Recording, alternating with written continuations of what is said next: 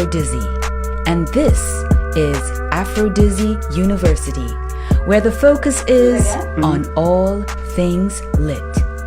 Let's get started. Welcome to Afro Dizzy University. On today's program, we'll be talking about silencing or muting Black voices. Let's get into it. So recently, Nike and Colin Kaepernick signed a multi-million-dollar deal.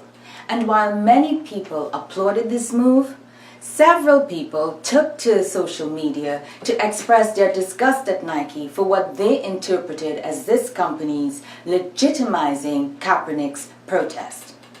Some even went so far as to burn their gear to show their absolute displeasure. There continues to be not so subtle hostilities aimed at silencing or muting Black voices, choosing to continue a false narrative which somehow suggests that kneeling in protest during the national anthem has to do with unpatriotic behavior or with some disregard for those who serve in the military.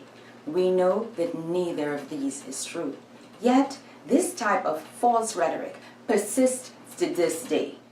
But this type of rhetoric, which, among other things, employs a bullying technique to try to silence or mute Black voices and to mute those who try to confront an issue head-on, continues an historical model in the United States, where, from the beginning, there has always been a concerted effort to trivialize Black experiences in America.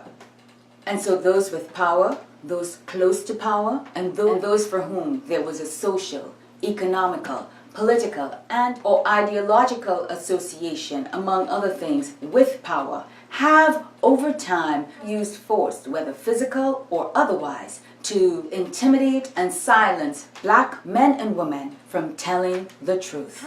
And so, what has happened is, those within the power structure have sought to discredit and delegitimize Black experiences. But this is nothing new. For example, if we go back to the importation of African slaves into the United States, one of the very first things that was done was the stripping away of language, of communication.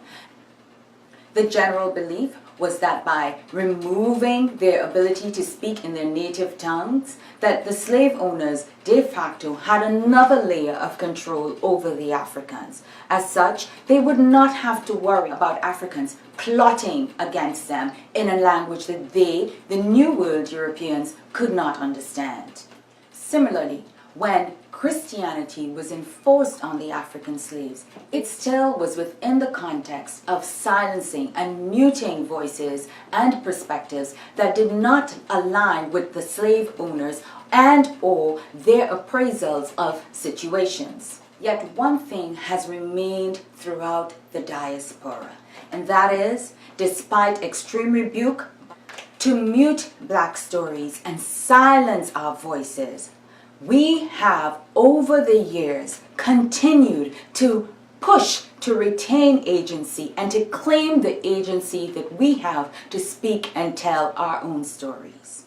Take, for example, the Negro spirituals and songs as innocuous as God's Gonna Trouble the Water, Swing Low, Sweet Chariot, Didn't My Lord Deliver Daniel, Steal Away. What happened with these spiritual songs, what the African slaves did was to embed a coded language within them. So we had what became known as code switching. So on the surface, many of these songs may appear to have been of those of worship towards God, but in these coded meanings and hiding within these metaphors, ways to escape slavery, or to tell of the new Moses who was Harriet Tubman, that these spirituals circumvented the premier effect of imposing this new language upon the slaves. So, for instance, when the slaves sang, God's Gonna Trouble the Water, embedded in this song, in this spiritual song, were metaphors for escaping slavery and of freedom and of redemption. These metaphors were all encased within a lexicon that was palatable to the slavocracy. And so slaves were able to circumvent their muteness, circumvent these restrictions that were imposed on them, and give voice to their experiences.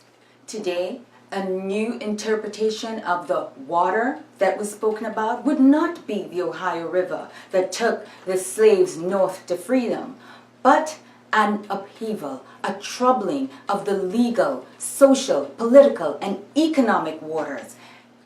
And so here we are today, with the NFL sharply rebuking its players for kneeling during the anthem, and for the demonization of groups such as the Black Lives Matter movement and other organizations whose sole purpose is to highlight the inequality and the unjust behavior that are meted out to African Americans on a daily basis. These people are simply trying to say things have got to change. Let us sit down and talk about this openly and frankly, and let's do something to change the situation.